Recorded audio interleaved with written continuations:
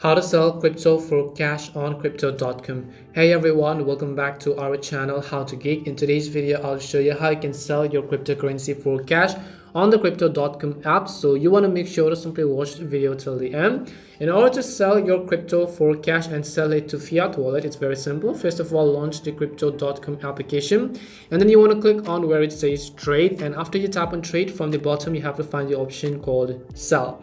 Once you choose the option called sell, select the cryptocurrency that you own and that you want to sell. So just select it, let's say Bitcoin or anything for example, and after that you have to enter the fiat wallet or crypto wallet to which you want to send it to. So since we're trying to sell it for cash, it of course is the fiat wallet. So just use fiat wallet and then simply enter your selling amount, and then after that make sure to enter the amount of Bitcoin that you wish to sell. And after you've done that, here choose everything, and once you select deposit to fiat wallet as well, choose the option called sell, which is right in the center.